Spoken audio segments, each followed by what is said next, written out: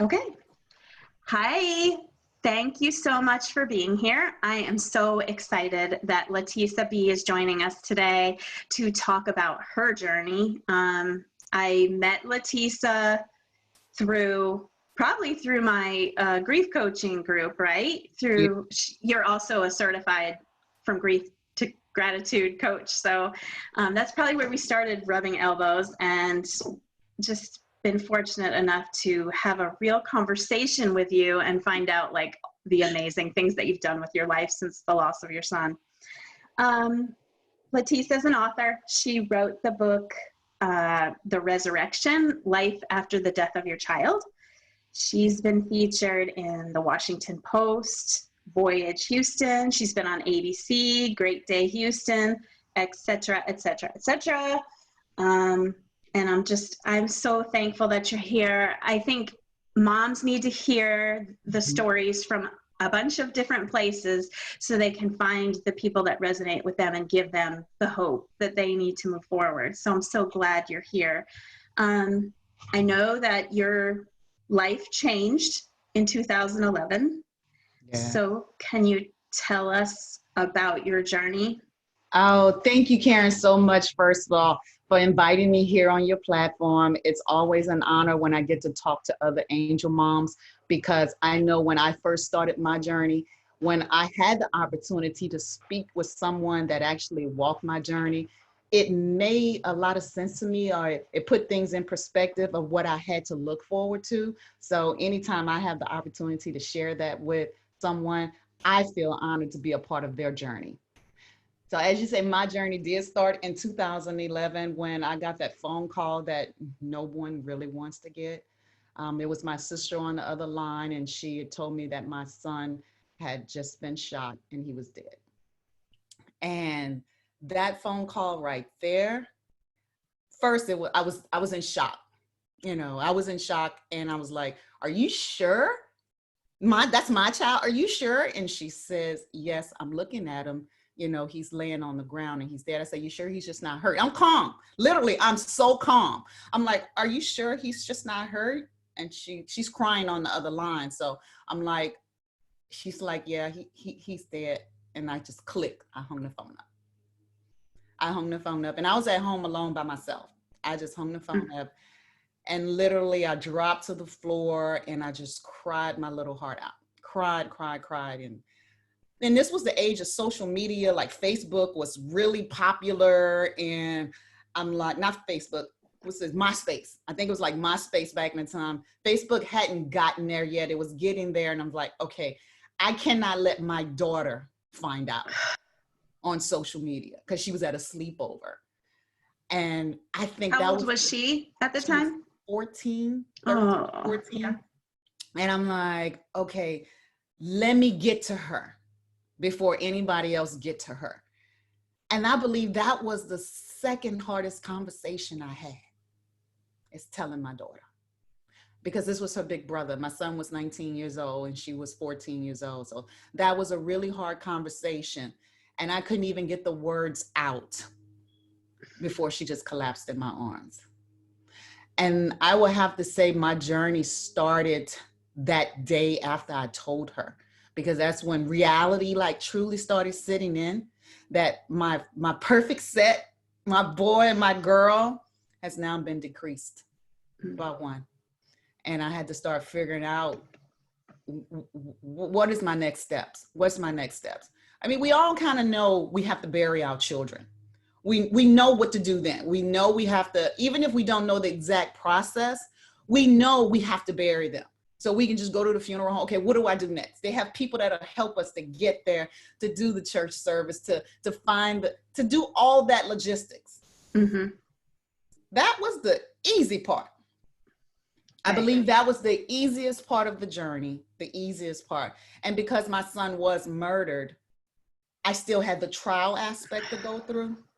Yeah, I can't So imagine that. yeah, that trial aspect was really long, even though it was a quick aspect, because some of the groups that I'm in a lot of other groups with parents of murdered children, years before they go to trial. And the agony I watch and I listen and see that they have in their hearts. about waiting and waiting and waiting. I went to trial in 1 year. 1 year. So I didn't have that long time, but still that 1 year seemed like 10 years because you're stuck. You're just stuck waiting for some sort of justice to happen in that 1 year. Well, we did. We got justice as far as the young man that took my son's life. He was charged with second-degree murder, and he's serving a life sentence in Angola State Penitentiary. And the thing is, my son, he lost his life saving somebody else. Really? Yes. And he was saving the young man that murdered him. Wow. Yeah. So when it comes to doing a lot of the things that I do it in my son's name. Like, I help so many people. And that's my way of always living, keeping my son alive, because you chose to help somebody instead of turning around and just seeing what was going on and going about your business. And just so that I can share that story, my son walked in on an altercation in the bathroom, and this young man was being drowned in the toilet. Oh my gosh. And my son went to go get help. He went to security outside, said, hey, they're fighting in the bathroom. The guy needs help. He came in and he basically broke it up, told the two guys to go home, whatever. And my son was shooting pool with my cousins. They were there in the neighborhood. And basically after the guy went home, I guess he got embarrassed or whatever, he came back looking for the young man that he was fighting with. He wasn't there, he was gone, but he saw my son. And he confronted my son outside, asking him, did he know? So he knew it wasn't my son. Asking him, do he know the guy that he was fighting with? And my son was like, no. He's like, I just seen him around. And he's like, you seen him around? He's like, yeah, I've seen him around. He said, oh, so you know him? My son's like, no, my grandmother lives here. My mom lived in the neighborhood. And he's like, oh, so you down with him? And he's like, I don't really know him. I just seen him. Well, he just assumed and put my son with this man and basically took out a gun and shot my son 3 times, and he died instantly. It's so hard to conceive. Yes. Of the evil. Yes. You know, it's just so hard to conceive of it. You know, you just, as a person who cares about other people, you know, you just can't believe these things happen, but I know that they do all the time. Yes. And so I'm just thinking, like, how hard is it that, you know, never mind you lost your child and you have to, it's almost like you can't deal with that right away. Yeah. Because you have to deal with the other things, stuff. All the details of that. Yeah. So you can't really start grieving because I still had a trial to go through. So even if I may have shed some tears, my heart was hurting, you know, that we all go through that same part.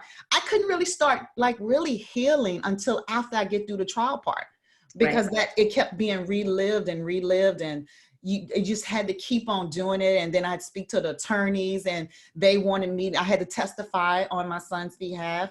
Basically, she told me, she said, up until this point, your son is just a picture and words. She said, I need you to bring him alive. I need to show them who your son was. So I was actually the first witness. And I had to tell my journey of my son and how he was born in love and why, you know, how much the city meant to him, because I'm from New Orleans, Louisiana, and I lived in Houston. And my son, when we moved to Houston, my son always wanted to be in New Orleans, because I was in the military.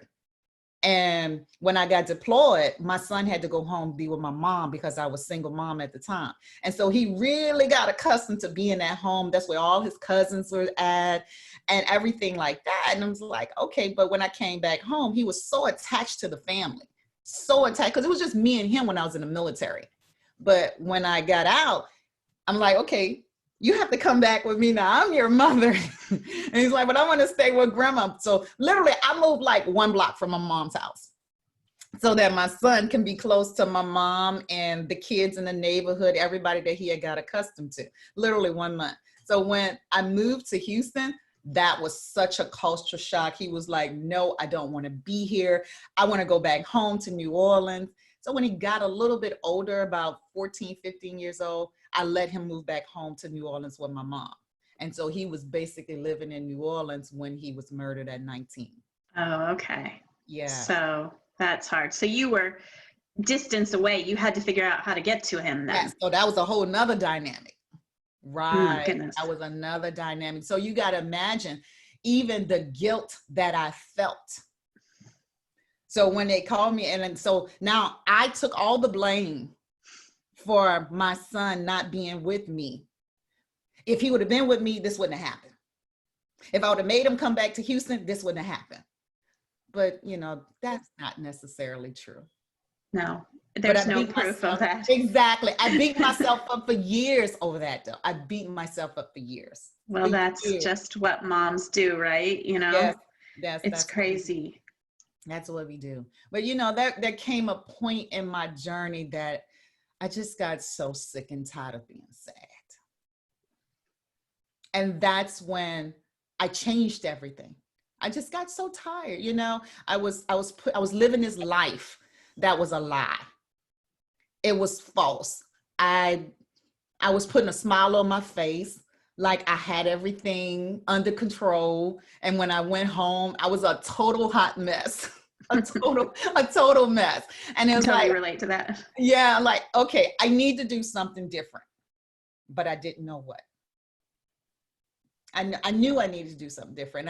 And I started praying. I'm like, look, I can't let this be the rest of my life. I'm so tired of crying. I'm so tired of being unhappy. I want to, and I still had my daughter. And by this time she had went off to college when I got to that point, because that was another life thing. That's like, yeah, that means you have then no children at home. No children. You understand me. I lost both of my children because I never grieved the first one.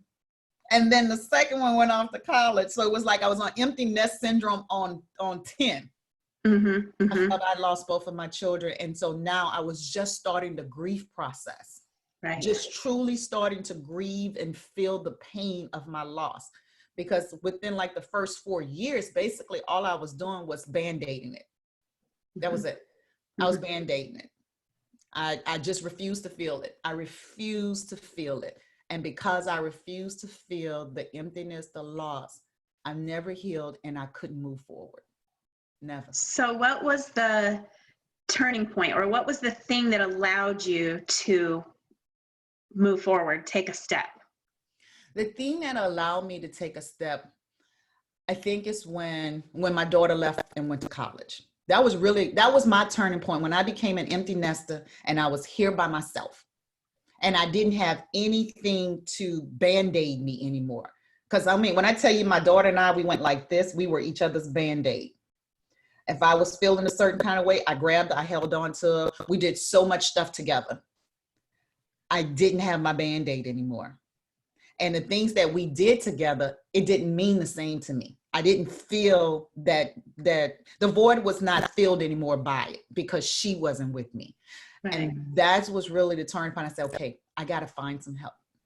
And I had went to therapy, I would have to say maybe like the first month or two after it happened. But the person that I chose that had that grief little check on it, they were not helpful to me at all. Right.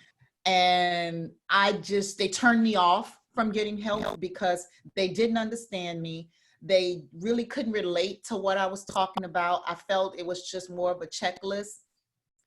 I didn't, because she's like, well, you're angry. Yeah, we're angry. You know, my son just got murdered. So yeah, I don't have a child anymore that I invested time and my heart is pouring. That's not in my life. So yes, I'm upset. I just felt like I was treated like every other client, right, instead of special like I was. I felt I was special. Of course. I think angel moms are special. Absolutely. And I hate hearing these stories because, I mean, for every person that gets a good therapist the first time, there's so many more stories where they don't. And it's like, instead of just realizing I have to go find someone else to help me or some other thing to help me, they just say, well, that's not going to work for me. And they just give up on it. It's the same with like a support group too.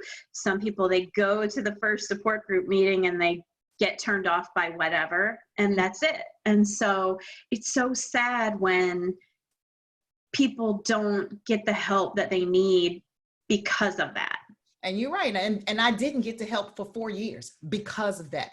And it was when my daughter did go off to college, and I sat and I just prayed and I was like, look, I need to do something different. I need help. And another therapist crossed my way. This time, this therapist was actually an angel dad. He related to me right away. He was able to tell me things. So he like coached me because he walked through the journey. And it was, I connected with him. And I don't know, maybe I wasn't ready before, but I know I was ready this time. So everything that he told me to do, everything that he allowed or he exposed me to doing, it made sense. And one of the things that he told me, he said, Latisa, the reason why you can't move forward is because you haven't let your son go. And I said, yes, I'm not going to let him go. He said, but you have to let him go. He said, you have to let him go. I said, I don't want to let him go. He said, you're not letting the memory of your son go. You're letting the emotions that you have tied to the pain and the hurt of your son. That's what you're letting go. He said, you have to tell him goodbye. I said, how do I do that? How do you tell your child goodbye? All right. He said, I want you to go home tonight and I want you to write a letter to him. Tell him everything that you didn't get a chance to tell him. I said, okay. And I did exactly that. I went home that night and I wrote a letter to my son. And in that letter, I pulled out my heart. And when I tell you, I cried and I cried and I cried. And I couldn't believe the relief that I felt. It's like all that stuff I've been holding in for all of those years. It was a burden lifted off my shoulders because I finally got to tell my son things that I didn't get a chance to tell him. And that was really the beginning of me starting to piece my life back together when I released some of that pain that was sitting inside of me. Now, of course, all of it didn't go overnight, right? But a big chunk of it left. A big chunk of it allowed me to start emerging, to start seeing that there's hope. I saw a little glimpse of a light at the back of the tunnel, just a little enough for me to keep on going, to say, hey, I can actually do this and I may just be able to live again.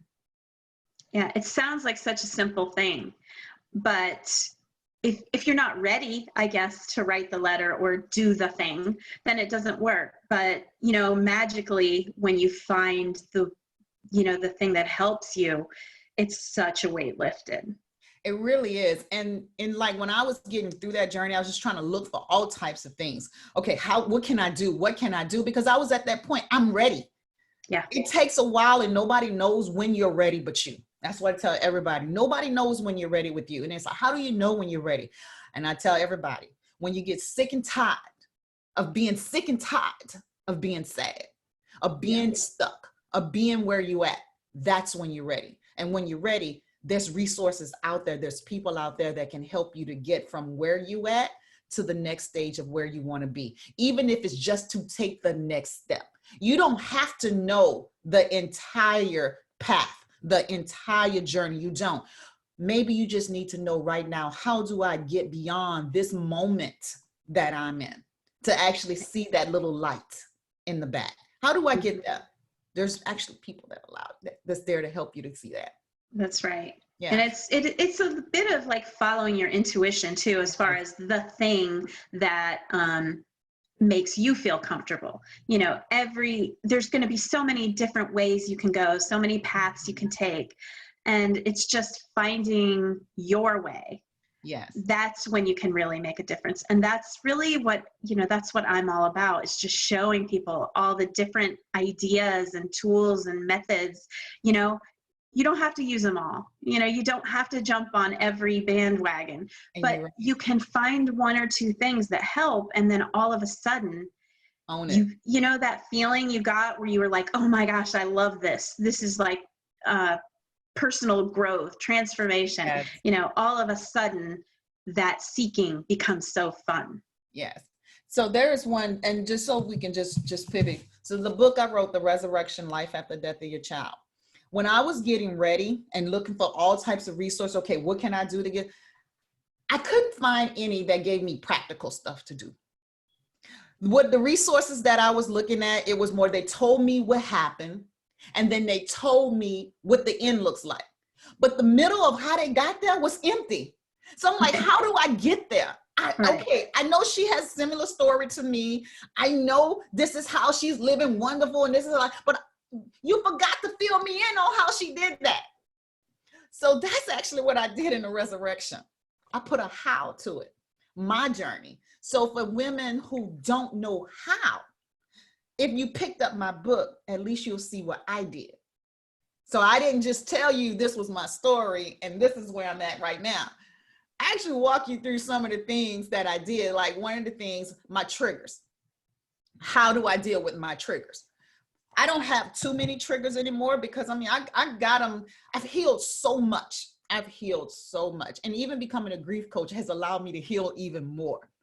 But one of the techniques that I use in my book about triggers is a time when I felt so good. I was doing great. I had been doing the things that my therapist had told me to do. I was on a high. I was feeling good. I was living again. And I had a trigger. And this trigger came on so hard. And I told myself, this is what we're going to do. We're going to give you. So I talk to myself in third party. There's Latisa. There's Latisa, the angel mom, who's, she's still connected to my son. She's right there. She's on my son's behalf. She won't let me forget him at all. Never let me forget him. And then there's Latisa, the one that has to live this life, who knows we need to move forward. So we have these two. And Latisa right here, a lot of times she thinks with her head. This Latisa, she thinks with her heart. And when they don't align, she gets stuck in the middle. And so when Latisa wants to talk, when she wants to feel my son, and Latisa says, no, we're not feeling them, and they're at a disarray, then I come in the middle and say, okay, we're going to have another conversation. You have to give her time. So if she's having a trigger, allow her 5 to 10 minutes to feel whatever she's feeling, and then you can take her along the way. But you're not going to stop her from feeling her son's loss. So when they start arguing, I step in. The grief coach steps in. That's good. Makes Latisa, that thinks with her head, to allow Latisa that's connected to her heart, to her son, give her that 5 to 10 minutes that she needs to feel what she's feeling at this moment. Do not ignore what she's feeling, because when Latisa that thinks with her head ignores what she's feeling, she creates unresolved grief. And when that unresolved grief sits, it festers. And when it festers, it covers Latisa's gift. And Latisa has a gift and a purpose. And we don't ever want to cover it up. So we came to this agreement between the two of them. I'm serious. This is my technique. And you have to be a little crazy to be an angel mom too. Yes, this is the technique. The angel moms, we down for our children. We gonna fight you behind our children. That's right. So we came to agreement. The angel mom Latisa and Latisa Be, we came to an agreement that when she gets to her moments, we're going to let her feel it. And no matter who she's in front of, whether she's in front of an audience of 10,000 people, if the angel mom wants to shed a tear, you're going to give it to her. You let her have her moment, because she is a part of you. He is a part of you. And she's not going to ever let me forget him. She's not going to ever let me put anything over him. When she feels it, Latisa has no choice but to feel it. And that's the technique I always use. I say, give her time. And that's such good advice. Yes. I wish also, you can put it to the idea that an outsider, someone else who hasn't had the loss, could be like that thinking with her head, Latisa, yes. And you just wish that you could explain to people, give them the time. It's not, it's not going to be forever, but they need And like you said, sometimes it is only 5 minutes. Yeah. But if you try to stop that 5 minutes, it becomes 5 days, five yeah. hours, 5 days, 5 Yep. years, because you stop it. Yep. We have to allow it to flow out of us. And that's just always my advice to everyone that's going through something, they're grieving the loss of something. Feel it. You gotta feel it. You will never heal it if you don't feel it. And a lot of times we try to be strong for everybody else. We got this. No, we don't have this. We're not super women. We're not superhuman. We are human. We have feelings, and that is one of the benefits of being a human, because we have feelings. Other than that, we'll be a robot. And women, we're not robots. Right. We have feelings, and we need to acknowledge our feelings. So when we're feeling that we're feeling lost, we have that pain, just allow yourself to feel it. Allow yourself to feel it. Cry. It don't matter who's in front of you. Because a lot of times I used to hate to cry in front of people. I never wanted people to see me cry. Never wanted people to see me cry. And by me not allowing people to see me cry, basically I stopped myself. I stopped myself from feeling it. I didn't. And when I say nobody ever rarely saw me cry. Rarely ever saw me cry. I cried at the funeral, and I cried behind closed doors. That's it. So did you get a lot of comments about, you're so strong? Of course. Of course, that's all I heard. Man, I couldn't be that strong like you. You so strong. No, man, I was such a hurtful thing to say to us, right? Yeah. It is, and it wasn't about being strong. Strong was the furthest thing. The only strength that I had was the strength to get up. That's every day. To live in this world without my son. That was the only strength that I had that really was strength. But to not acknowledge my feelings, that really was weakness. Mm-hmm. That's what that was. When we don't acknowledge our feelings, it's weakness. It's not strength.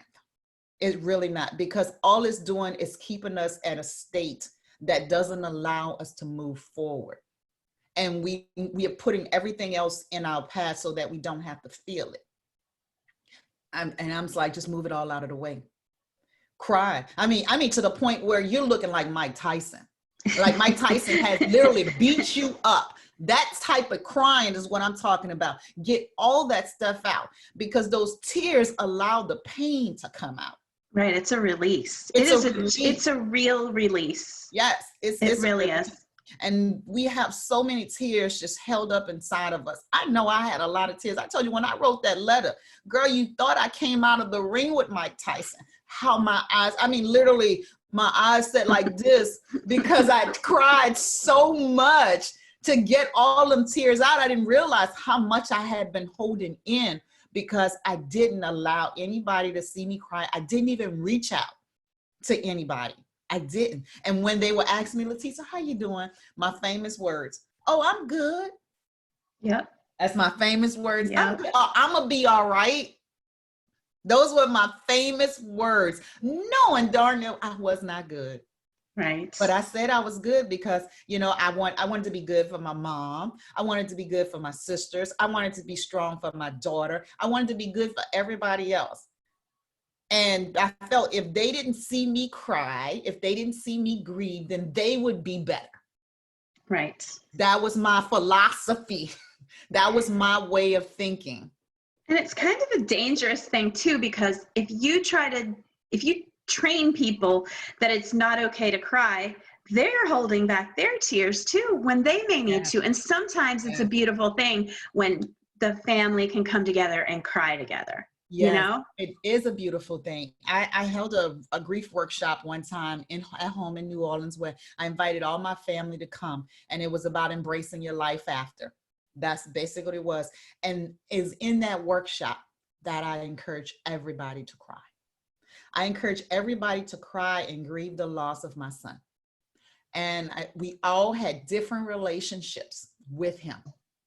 And you need to grieve. You need to cry. Don't hold it in. And when I talk to them, like one time I talked to my mom, and she never slept, 2-3 hours a day, maybe.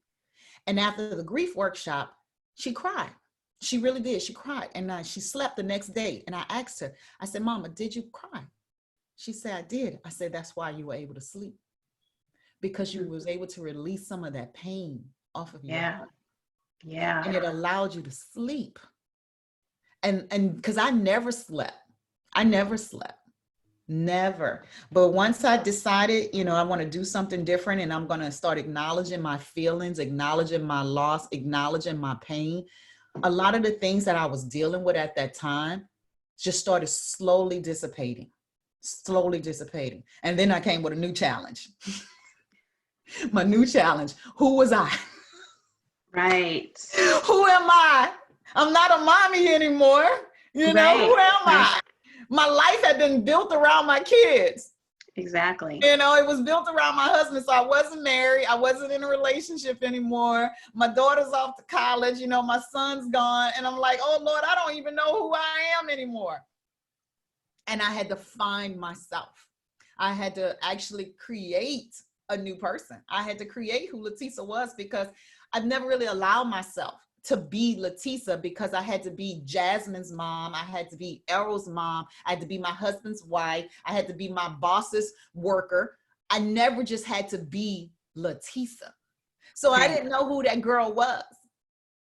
So I had to go on a journey to figure out who she was, which is why the birth of my second book, Unleash the Woman Inside of You. This book is how I discovered and how I help other women to discover who they are, because that was one of the themes that I also realized with my grief coaching clients, is that when their role has been removed, they're figuring out who they are now. They need to figure it out. And a lot of them, because they had the same journey like me, they were somebody's mom, somebody's wife, somebody's girlfriend. They never figured out who they were either. Right. Wow, I'm not the only one, you know. So I realize a lot of moms, we do that. We prioritize everyone and not ourselves. So when those roles in our lives end, we just stuck trying to figure out now, what is our next step? Right. And at first it's scary, you know, Very it's like, scary. I don't want to do this. I want to just go back to being the person that I used to be. And that person but once you anymore. Right. And then once you get a little taste of success with it in some way, you know, then it's exciting. Yes, it's very exciting. I would definitely have to say I live a life that is very exciting to me right now. If I could trade it and go back to my old life and have my son, girl, you know, I'd do it in a minute and a heartbeat. Yep. But it's not my reality. It's not. It's not our reality. So we have to make the best of right now. We have a gift of now. There is still a life that's meant for us to lead. You know, there is still a purpose for us to do. We just have to figure out what it is. And the only way we can figure out what our purpose and gift is, we have to grieve. We have to grieve everything that we have experienced in life. Not only just our loss of our children, but the loss of anything that we have not really grieved. And most of us never grieve. Because if you think about it, we're taught how to do everything else. We're taught how to drive. We're taught how to do math. We're taught how to drive a car. You know, we taught how to do everything, but nobody teaches us how to grieve, but everybody's going to experience it at least once. So when it happens, we don't know what to do. Even as a little kid, when you may fall and hurt yourself, or somebody takes something from you and you start crying, well, you better shut up. Stop crying. Don't do that. We're never taught how to grieve. Right. Never. So I'm like, if we grieve everything that we lose, by the time we lose someone, it's not going to take us down as bad. Because what now we're grieving is just the loss of our loved one, and not the loss of everything we've lost throughout our entire life. Oh, that's so true. All so that true. grief comes back up. So it's compounded now. It's not just the loss of your loved one. It's the loss of everything that we're grieving. Right. And So our culture itself is just not grief friendly. It's not, you know, it doesn't want you to show your sorrow. No, hush, hush. No, just, we don't talk about that. You can be okay. Yeah, you're gonna be okay. No, we're not gonna be okay. Grieve, cry. You know, people see a society thinks of, make this thing that if you cry, you're weak. No, if you cry, you're human. That's it. You're human. Right. It's not nothing about weakness. We have feelings. Everyone has feelings, and when we deny those feelings, we're denying ourselves the right to be human. We're human. Cry when things hurt. Let that hurt out. If you can't talk to somebody who actually hurt you, write it out. Get it out. Write it on a piece of paper. Get those feelings out of your heart. Get them out. Write, put them in a journal. I was never one to write, but I write all the time now. Yeah. Even if I don't feel comfortable telling somebody how they made me feel, I will just write it out. I'll write it out. And you don't even have to share it with them, right? Nope. Just get it out of yourself. Get it out of yourself. Do not allow it to hold you hostage. Right. And that's what our feelings do. When they get hurt, we allow them to hold us hostage when we do not express them. Right. Yeah. I mean, you're amazing. Candy, is she not like amazing? Do you have any questions or any questions or anything you want to talk about? Hi, how are you? I don't have any questions, but man, wow, I can't wait till I get to that point. Oh, yeah. I mean, it's there, Candy. Living in a world without our children sometimes seems unimaginable. But what got me to a point when I used to think God blessed me with my son. And he put my son in my care until he needed him back. Right. Whether my son would have been at that bar that night, or maybe he would have been here in Houston with me. When it was his time, it was his time. Right. I agree with that. There was nothing I could have done. Yeah. That's the only thing that gets me through. That's what got me through. When I came to that realization and I changed my mindset to say, hey, there was nothing you could have done, Latisa. Exactly. It was his time, whether it was that night, the next night, or the next day. I had done my part as his mother. Whatever his journey was, whatever it was written the day he was born, I'd done my part. And my part was done. Now, when I think about that going forward and everything else that I do, that's the way that I look at it. Even with my daughter, I did my part. I'm preparing her for her next life. So whenever that time happens, when it's her time, not to say that it's not gonna hurt. It's gonna hurt like hell. But I know I had a job to do. Right. And that's why I say if you're not, I don't care if you're religious or not, but if you don't have a spiritual connection, you're going to have a hard time going through this journey without a spiritual connection. That spiritual connection is going to be important to help you change your mindset, to see that our children was a gift and we were the trustee to get them to a certain point in their lives, whether that point was 1 day to 99 days. We wouldn't trust it. And that's how I live every day of my life when I think about the care my children in life and me giving them back to their father, to my Heavenly Father. That's the way I think of it. I still miss my son like crazy. Don't y'all ever think I miss him? Oh, yeah. Him and his stubborn ways and everything else. Oh my goodness. Man, that was a little handful. He was, but it was my handful, you know? Exactly. That's what I tell people. It was my handful. Yeah. So. Yeah, and it's true, like Candy, it might be hard for you to envision getting to the point where Latisa's at, like it's just, you said you hope you get there.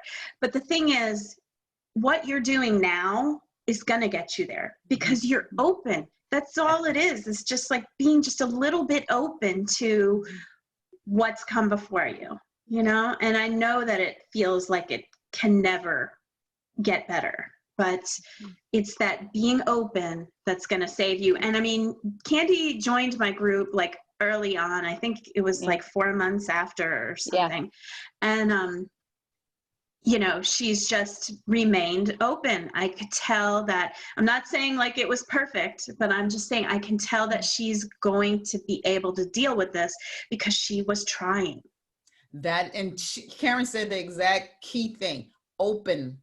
Being open is what's going to get you to embrace your new life. Because really our old one's gone. It's gone. We're not the same person we was. We just not. So, but us being open to allow new stuff to come in, to be able to see things differently is what gets us to the next level. It gets us past this point, being open. Yeah. Yes. Great. You're amazing. I love you so much. Oh, thank you, Karen. I'm just wondering, like, Candy's here, but more people will be watching this later. So, can you just kind of tell everybody what you do, how they could, contact Sure. you or find you or read your books or whatever if they wanted to? Sure. Just like Karen said earlier, I am a certified grief coach as well. I went through the same program, From Grief to Gratitude. I think I probably came out like maybe 2 classes after you, Karen. Yeah. But I was connected to Karen through, I think it was just another Angels Moms group. And they had already told us that you had started this group for the coaches. And I was like, okay. And just so happened you were the same Karen that we connected in the Angel Mom group, but it was the same Karen from the coaches group. I was like, that is so ironic, and it's a coincidental that you were the same Karen. So I was happy to be connected to you as well. Well, what I've been doing is I've been helping moms, widowers, you didn't even have to suffer a loss, but anyone that's just basically stuck and need a way forward, stuck and just need to take the next step forward. I've been really helping people from that aspect to deal with some of the unresolved grief that's sitting in their heart, to try to help them to remove some of it so that they can see the next step forward. So one of the things that I do as far as a one-on-one basis, I do reset sessions. I help people take control of the present situation that they're in right now. Not that you have to see the whole picture, just right now. Get you to release the negative energy that's keeping you in that negative space. It's keeping you there because that's what's keeping us there, the negative energy, and just helping to replace it with positivity. Positivity by itself, it's not always easy. People say, change your mindset, just be positive. Girl, it ain't always easy to find positivity and stuff. That's right. It took a long time for me to find positivity in my son's death, a long time. But it's so much easier for me to help other people to find positivity in a situation, or to help them to come up with something positive, than it was for me to just do it by myself. So I try to help people to do that, and just to gain clarity of a situation, that sometimes we're so embalmed in a situation that we can't really see. And it may not be as dire as we think it is, but because we're so caught up in it, I just help you to get a little bit clarity to see beyond right now. And then I help people create an action plan. Okay, sometimes you just need somebody to bounce ideas off, who's not invested in the situation and going to give you unbiased opinion, unbiased information to actually help you to get over that. And I'll teach you a little new technique that I learned every time to reset. So whenever I get into my little moments and I just need to stop, take a breath and reset, I have this little technique that I use just to reset myself. And I will share that with everybody that want to work with me in my reset sessions. And those sessions are usually 90 minutes long. And it's usually just a one-off conversation. Sometimes that's all you need is one session. It's to get you to get to the next place. And it's like, oh, now I know what to do. Sometimes you just need to get that energy. You just need to get that idea. Okay, I can, okay. And everything just start clicking. Sometimes it's one little dot that needs to be plugged into the puzzle, and all the dots get connected. So I just want to help people to reset, to do that type of stuff. Besides, I also do, I facilitate workshops. I speak on behalf of the grief world. I have 2 upcoming, actually at the end of the month. I'm speaking on another topic, and I'm bringing the idea of unresolved grief and how grief affects our lives. And it's just demystifying the myth about grief being experienced only when somebody is lost, when you lose a loved one, but just showing how grief is in our life every day when we don't grieve the things or feel what we need to feel when we lose stuff we love, money, relationships, jobs. We have to grieve these things so that they don't hold us hostage. Right. Basically. So those workshops that you're doing, are those something that are going to be available to the public? We could get access to them, or? Yes, I actually just finished a webinar basically on how to embrace your life after, and basically life after anything, and start moving forward. I'll make that link available. I just uploaded it for an event that I'm about to do. So I'm going to make that uploadable, available to everyone else. You can go to my website. I have a couple of websites, but for this one, let's try latisabespeaks.com. Okay. Yeah, latisabespeaks.com. And my grief website is latisabe.com. Okay. And to schedule a reset session is workwithlatisa.com. Okay. And you can also find both of my books on latisabespeaks.com website. Okay. Yeah. You're amazing. Well, I really wish like so many people could hear your message, and just as an example, you know, to have you as an example, because you've come from the worst. I mean, your son was murdered. Like, how much worse can it get, you know? And yet, you know, you've risen above it all. And, you know, you're making something have meaning that could have gone the complete other way. Yeah, I sometimes, I mean, right now, just by you saying this, Karen, I got chills coming through my body. I feel it all. You know, I've learned that this is my passion and my purpose in life, is to help people to heal. I never knew I had this gift, but this is a part of something that I found out when I started discovering Latisa. Yep. That whole moment of who she is. I found that gift. I found the gift of speaking. And believe it or not, I was one of the kids that they used to make me shut up all the time because I talk too much. Well, it's really obvious that is your gift. Like, it's really obvious. Yeah. And you sometimes, when someone dies, it's kind of like asking that question, okay, now that they're gone, instead of looking at what isn't possible anymore, look at what is possible. And it's something that wouldn't be possible if this hadn't have happened. So like you said, I would trade it in a minute, but it's a beautiful thing, and what you've become, and it's so inspiring, so inspiring. Yeah, my son is my reason for everything. He is the reason why I am the woman you see right now before you today. He is. And that is, like I said, we talked about positivity and gratitude earlier. That is what I'm always grateful for. My son created me. He made me the woman I was when I was 19 years old when I had him. He changed me from a little girl to a mom. He changed me. And again, that's what his birth did to me. And his death changed me from a regular woman to a phenomenal woman. That's what he did for me. I lived, I existed back in the day. I went to work. I did what I was supposed to do. You know, I wasn't truly living. I wasn't. Right. I just existed. I live now. I mean, I'm so excited about almost everything, even me getting laid off from my corporate America job. Oh, well, because guess what? When I compare it to what I've been through, this is nothing. Exactly. This is nothing. And that's how I look at life, y'all. Everything is this little. Because an angel mom, her journey, there's nothing compared to being an angel mom. So when things happen, I'm like, oh, okay. Now, granted, do I feel the disappointment? Do I feel a little hurt? Yes. But when I compare it to what I've been through, this is nothing. I'll get through this. Right. And that's what if I can tell you anything, that's how you look at life. If you can get through your child's death, everything else is irrelevant, it's minor. It's minor. I already tell my daughter that all the time. I'm always like, you know what?